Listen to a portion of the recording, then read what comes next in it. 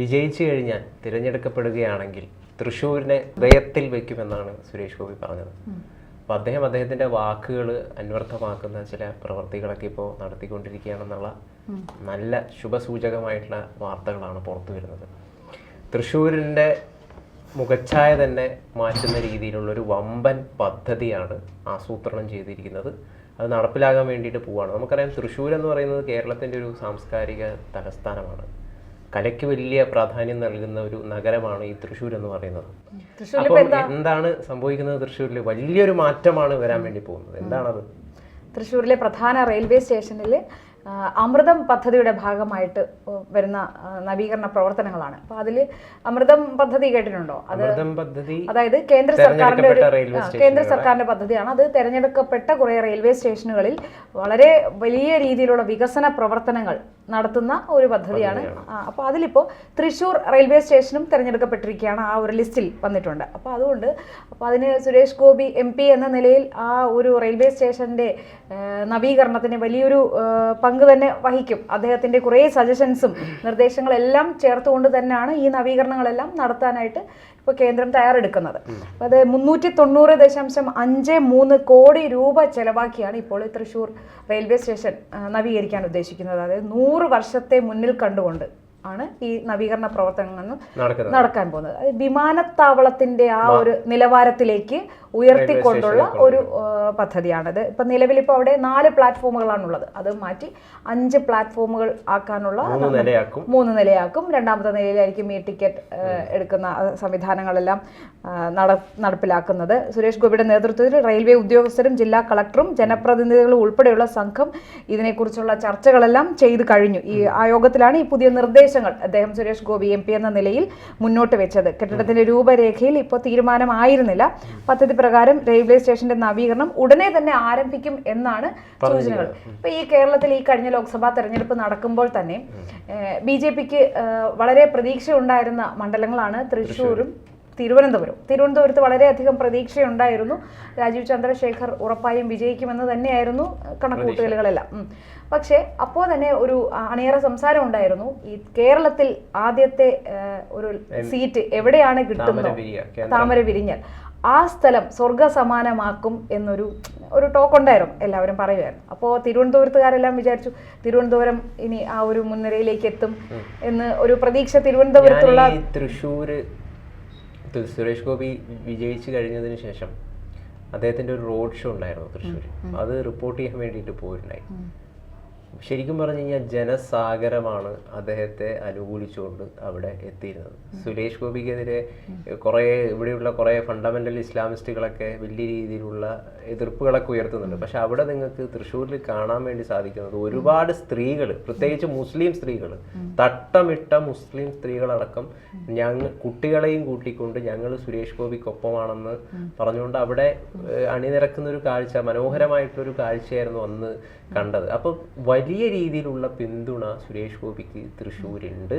അപ്പോൾ ആ പിന്തുണയ്ക്കനുസരിച്ചുള്ള നന്ദി സുരേഷ് ഗോപി കാണിക്കുമെന്ന കാര്യത്തിൽ യാതൊരു തരത്തിലുമുള്ള സംശയമുപരി അത് അദ്ദേഹം ഒരു ആ നന്ദി തന്നെ ജനങ്ങളോട് മന്ത്രി എന്ന നിലയിൽ അദ്ദേഹത്തിന്റെ കടമ തന്നെയാണത്. മറ്റൊരു കാര്യം കൂടെ പറഞ്ഞു തരാം. ഈ തെരഞ്ഞെടുക്കപ്പെട്ട് കഴിഞ്ഞപ്പോൾ അദ്ദേഹം വിജയിച്ചതിന് ശേഷം അദ്ദേഹം പറഞ്ഞൊരു സെന്റൻസ് ഉണ്ട്. ഞാൻ തൃശ്ശൂരിന്റെ മാത്രം MP അല്ല, കേരളത്തിന്റെ മൊത്തം മുഴുവനായുള്ള BJP MP ആണ്, മന്ത്രിയാണ്.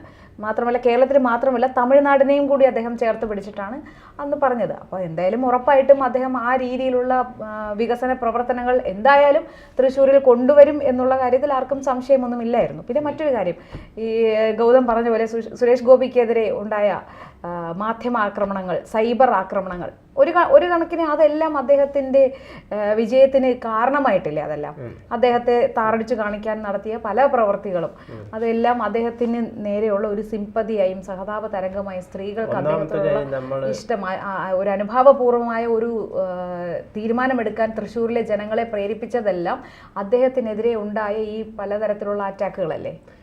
സുരേഷ് ഗോപിക്ക് എതിരെ തീർച്ചയായിട്ടും മാധ്യമ ആക്രമണങ്ങളൊക്കെ ഉണ്ടായിരുന്നു. അതൊക്കെ ഒരു കണക്കിന് അദ്ദേഹത്തിന്റെ ഒരു സ്വീകാര്യതയെ വർദ്ധിപ്പിച്ചു എന്ന് പറയുന്നത് ശരിയാണ്. പക്ഷെ നമ്മൾ മനസ്സിലാക്കേണ്ടതെന്ന് വെച്ച് കഴിഞ്ഞാൽ സുരേഷ് ഗോപി കഴിഞ്ഞ 2 വർഷമായിട്ട് തൃശ്ശൂർ മാത്രം ഫോക്കസ് ചെയ്തുകൊണ്ട് വിജയിക്കണം എന്ന ഒറ്റ ഉദ്ദേശത്തിൽ അത്രയും ആത്മസമർപ്പണത്തോടുകൂടി ഡെഡിക്കേഷനോടുകൂടി അവിടെ വർക്ക് ചെയ്യുന്നുണ്ട്.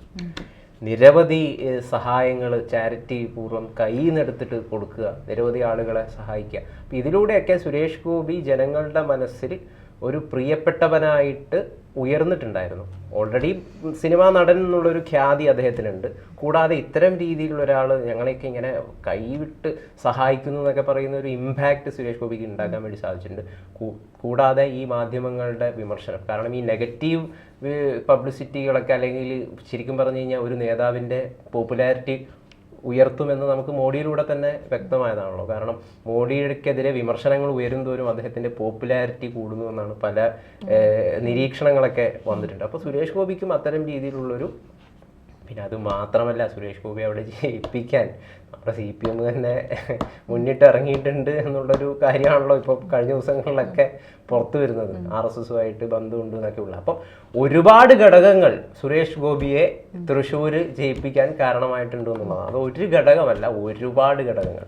പിന്നെ മറ്റൊരു കാര്യം ശ്രദ്ധിച്ചിട്ടുണ്ടായിരുന്നു, സുരേഷ് ഗോപി ഇപ്പോൾ ലോക്സഭ MP, അതിന് മുന്നേ അദ്ദേഹം രാജ്യസഭ MP ആയിരുന്നു. ആ സമയത്തും അദ്ദേഹത്തിന് ലഭിച്ച ശമ്പളത്തിന് 1 രൂപ പോലും എടുക്കാതെ അതെല്ലാം പൊതുസേവനത്തിന് വേണ്ടിയിട്ടാണ് അദ്ദേഹം വിനിയോഗിച്ചത്. അതുപോലെ ഇപ്പോഴും അദ്ദേഹം പറഞ്ഞൊരു കാര്യമുണ്ട്, ലോക്സഭ MP, മന്ത്രി എന്നീ നിലകളിൽ ലഭിക്കുന്നതിൽ നിന്ന് 1 രൂപ പോലും അദ്ദേഹത്തിൻ്റെ സ്വകാര്യ ആവശ്യങ്ങൾക്ക് ഉപയോഗിക്കില്ല. പകരം അതെല്ലാം ജനങ്ങൾക്ക് വേണ്ടി, സഹായം ആവശ്യപ്പെടുന്നവർക്ക് കൊടുക്കുന്നതിന് വേണ്ടിയിട്ടാണ് അദ്ദേഹം വിനിയോഗിച്ചിട്ടുള്ളത്. അപ്പോൾ തന്നെ അദ്ദേഹം പറയുന്നത് അദ്ദേഹത്തിൻ്റെ സാമ്പത്തിക ബാധ്യതകളും മറ്റാവശ്യങ്ങൾക്കുമായി അദ്ദേഹം സിനിമയിൽ അഭിനയം തുടരും എന്നും അദ്ദേഹം പറഞ്ഞിട്ടുണ്ടായിരുന്നു. നിരവധി ആൾക്കാരാണ് അവരുടെ ചികിത്സാ ചെലവ് അങ്ങനെ സ്വകാര്യമായി അദ്ദേഹത്തെ സമീപിക്കുന്നതും അവർക്കെല്ലാം സുരേഷ് ഗോപി ആവശ്യത്തിനനുസരിച്ചുള്ള സഹായം എല്ലാവർക്കും ചെയ്യാറുണ്ട് എന്ന് തന്നെയാണ് നമുക്ക് അറിയാൻ കഴിയുന്നത്. അതുകൊണ്ട് തന്നെ ഒരു പൊതുജന സമ്മതി എന്ന് പറയുന്നത് അദ്ദേഹത്തിന് ധാരാളമുണ്ട്. ഇപ്പോൾ ലൂർദ് മാതാവിന് കിരീടം സമർപ്പിച്ചപ്പോൾ അപ്പോൾ അതിൽ തന്നെ പറയുന്ന അത് സ്വർണം പൂശിയതായിരുന്നു എന്ന് പറഞ്ഞിട്ട് ഒരു വലിയൊരു വിവാദമാണ് അദ്ദേഹത്തിനെതിരെ ഉണ്ടായത്. പക്ഷെ അതിൽ തന്നെ സ്വർണം പൂശിയല്ലേ കിരീടം നിർമ്മിക്കാൻ പറ്റില്ലേ? പ്യുവർ സ്വർണ്ണത്തിൽ കിരീടം നിർമ്മിക്കാൻ പറ്റൂലല്ലോ. അപ്പം എന്നിട്ട് പിന്നീട് ജയിച്ചു കഴിഞ്ഞു കഴിഞ്ഞാൽ വീണ്ടും ഒരു കിരീടം നൽകുമെന്ന് പറഞ്ഞിട്ടായി അദ്ദേഹം അത് ചെയ്യുകയും ചെയ്തു. അതെ അതാണ് പറഞ്ഞത്. അപ്പൊ ഈ വിമർശനങ്ങളൊന്നും അദ്ദേഹത്തെ തളർത്തില്ല.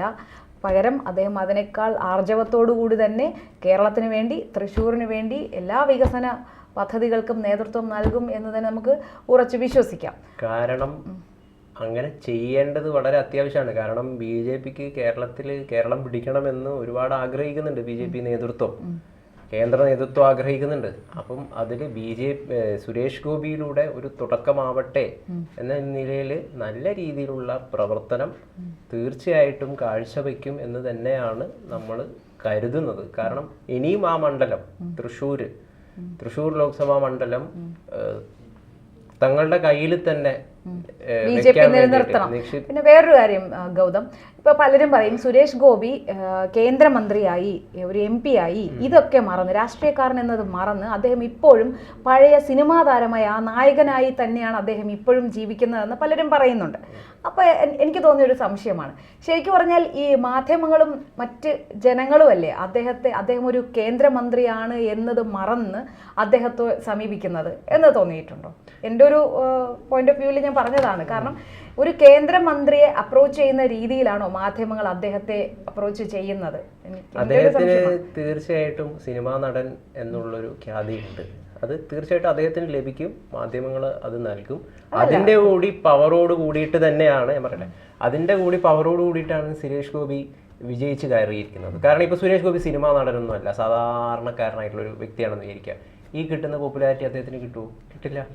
അപ്പോൾ അത് തീർച്ചയായിട്ടും സിനിമാ നടൻ എന്നുള്ളൊരു സ്വാധീനം ജനങ്ങൾക്കിടയിൽ, കാരണം ഇത്രയും നാൾ അദ്ദേഹത്തെ സ്ക്രീനിൽ സംശയം ഞാൻ ചോദിച്ചത് എന്താണെന്ന് ഗൗതമന് മനസ്സിലായില്ല എന്ന് തോന്നുന്നു. കാരണം ഇപ്പൊ സുരേഷ് ഗോപിക്ക് എതിരെ ട്രോളുകൾ വരുമ്പോൾ പൊതുവെ പറയുന്നത് അദ്ദേഹം ഇപ്പോഴും ആ സിനിമാ നടൻ, ആ ഹീറോയിസം, ആ ഒരു ആറ്റിറ്റ്യൂഡാണ് അദ്ദേഹത്തിന്റെ എല്ലാ പ്രവൃത്തികളിലും കാണുന്നത് എന്ന് എല്ലാവരും പറയുന്നുണ്ട്. പക്ഷേ അദ്ദേഹത്തോടുള്ള സമീപനവും അദ്ദേഹം ഒരു കേന്ദ്രമന്ത്രിയാണ് എന്ന് പരിഗണിക്കാതെയുള്ള ഒരു പഴയ സിനിമാ താരത്തിനോട് ചോദിക്കുന്നത് പോലെയല്ലേ മാധ്യമ പ്രവർത്തകർ അദ്ദേഹത്തെ സമീപിക്കുന്നതെന്ന്. അതായത് ഹേമ കമ്മിറ്റി റിപ്പോർട്ട് പുറത്തു വന്ന ഇഷ്യൂ നിലനിൽക്കുന്ന സമയത്ത് അദ്ദേഹത്തോട് മാധ്യമ പ്രവർത്തകർ സമീപിച്ചൊരു രീതി ഉണ്ടായിരുന്നു. ഈ മൈക്കുമായി കുത്തി നിറങ്ങിപ്പോയി അദ്ദേഹം ഒരു മറുപടി പറഞ്ഞാൽ പോലും വീണ്ടും അദ്ദേഹത്തിൽ നിന്നും ഇവർ പ്രതീക്ഷിക്കുന്ന എന്തോന്നോ ഉണ്ട്. അത് കിട്ടാൻ വേണ്ടിയിട്ടുള്ള ഒരു, അതായത് മൈക്ക് വായിൽ കുത്തിക്കയറ്റി പറയിപ്പിക്കുക എന്നുള്ളൊരു രീതി, അദ്ദേഹത്തെ ശല്യം ചെയ്യുന്ന, ബുദ്ധിമുട്ടിക്കുന്ന രീതിയിലാണ് മാധ്യമപ്രവർത്തകർ അദ്ദേഹത്തെ സമീപിക്കുന്നത് എന്ന് ആ ദൃശ്യങ്ങളിൽ നിന്ന് എനിക്ക് തോന്നിയ ഒരു കാര്യമാണ്. അപ്പോൾ അദ്ദേഹം പറഞ്ഞു, ഞാൻ എവിടെ നിന്ന് വരുന്നു, അപ്പോൾ അവിടെയുള്ള ചോദ്യം ചോദിക്കുമെന്ന്. അത് അദ്ദേഹത്തെ കൊണ്ട് പറയിപ്പിച്ചല്ലേ. ഞാൻ ഒരു കാര്യം ചോദിക്കട്ടെ, മുഖ്യമന്ത്രി പിണറായി വിജയനോട് ഈ രീതിയിൽ ആരെങ്കിലും അപ്രോച്ച് ചെയ്യും? അദ്ദേഹം ഒരു സ്ഥലത്ത് നിന്ന് ഇറങ്ങി വരുമ്പോൾ മാധ്യമപ്രവർത്തകർ മൈക്ക് കൊണ്ട് താടിക്കിടിച്ചുകൊണ്ട് ചോദ്യം ചോദിക്കുവോ? ഇല്ല, ചോദിക്കില്ല. പക്ഷേ അദ്ദേഹത്തോടുള്ള സമീപനവും നമ്മുടെ നാട്ടിലെ മലയാളികളുടെ സമീപനവും അതുപോലെയാണ്. പഴയ സിനിമാ നടൻ എന്ന ഒരു കോൺസെപ്റ്റിൽ തന്നെയാണ് ഇപ്പോഴും അദ്ദേഹത്തെ മാധ്യമ പ്രവർത്തകർ സമീപിക്കുന്നതെന്നാണ് എനിക്ക് തോന്നിയിട്ടുള്ളത്. അതുണ്ട്, അതില്ല, അത് ഒരിക്കലും ഒഴിച്ചു മാറ്റാൻ പറ്റില്ലല്ലോ. അദ്ദേഹം ഒരു സിനിമാക്കാരനല്ല എന്ന് നമുക്ക് മറന്നുകൊണ്ട് പ്രവർത്തിക്കാനൊന്നും പറ്റില്ല. പ്രത്യേകിച്ചും ഹേമ കമ്മിറ്റി റിപ്പോർട്ട് പോലുള്ള ഒരു റിപ്പോർട്ട് വരുമ്പോൾ സുരേഷ് ഗോപി എന്ന് പറയുന്ന ഒരു നടനിൽ നിന്നും പ്രത്യേകിച്ചും കേന്ദ്ര മന്ത്രിയിൽ നിന്ന് തീർച്ചയായിട്ടും മാധ്യമപ്രവർത്തകർക്ക് മറുപടി കിട്ടാനുണ്ടാവും. ആ മറുപടിക്ക് വേണ്ടിയിട്ട് അവർ അദ്ദേഹത്തെ സമീപിക്കുകയൊക്കെ ചെയ്യും, നിരന്തരം ചിലപ്പോൾ സമീപിച്ചെന്നിരിക്കും. പക്ഷേ സുരേഷ് ഗോപി എങ്ങനെയായിരുന്നു പ്രതികരിച്ചത് എന്നത് അന്നത്തെ ഒരു കുറച്ച് മാസങ്ങൾക്ക് മുമ്പാണ് ആ സംഭവം വലിയ രീതിയിൽ വിവാദമായിട്ടുള്ളതാണ്. അദ്ദേഹത്തിൻ്റെ ഉള്ളിലുള്ള ഭരചന്ദ്രനെ, ഒരു മന്ത്രിയായിട്ടുള്ള അദ്ദേഹത്തിൻ്റെ ഉള്ളിലുള്ള സിനിമാ ഭരചന്ദ്രനെ പുറത്തെടുക്കുന്നു തുടങ്ങിയ വിമർശനങ്ങൾ, അതായത് തള്ളി മാറ്റുക മാധ്യമപ്രവർത്തകരെ